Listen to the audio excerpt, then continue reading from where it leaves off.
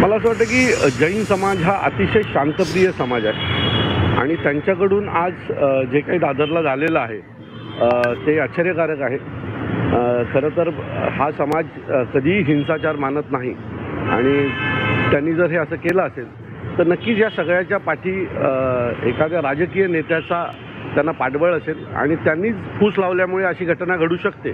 पण मी अनेक वर्ष जैन समाजातील अनेक लोकांना ओळखतो, अनेक माझे मित्र आहेत, पण कधीही अशा प्रकारची घटना त्यांच्याकडनं घडलेली माझ्या लक्षात नाही। मला असं वाटतं की ज्या पद्धतीने त्याने आज कबूतर खाण्याच्या बाबतीत केलं आहे, मग तसंच आम्ही माधुरी हत्तीला आणण्यासाठी करायचं का? कारण तोही आमचा धार्मिक विषय आहे, बरोबर आहे सर। माधुरी हत्तीला आणण्याच्या बाबतीत एक वेगळा न्याय, मग आम्ही पण जंताराला जायचं का? तिथनं तिला अशाच प्रकारे हिंसाचार करून सोडवायचा का? असा प्रश्न आमच्या समोर येतो।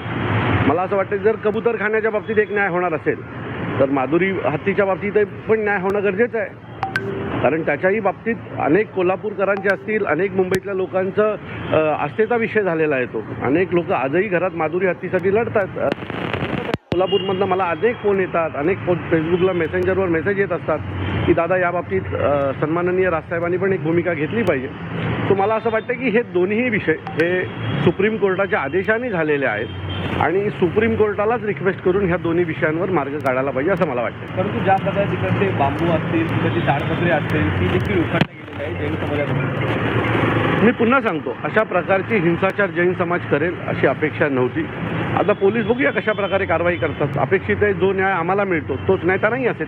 मुंबईचे पालकमंत्री असतील, त्यांनी देखील पाहणी केली होती, किंवा देवेंद्र फडणवीस असतील मुख्यमंत्री, त्यांनी देखील आदेश जाहीर केले होते। त्यांच्या आदेशाला कुठेतरी जुमानलं जात नाहीये।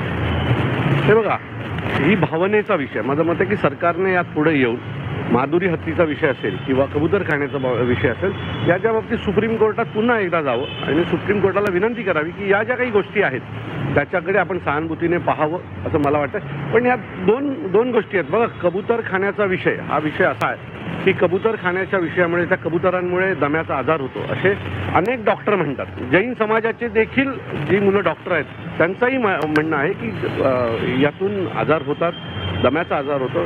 शहराच्या बाहेर एखादा असा मोठा कबूतरखाना काढावा जिथे लोकवस्ती नसेल, अशा ठिकाणी आपण आपला धर्म निभावा। तर तुम्ही सांगितलं की आता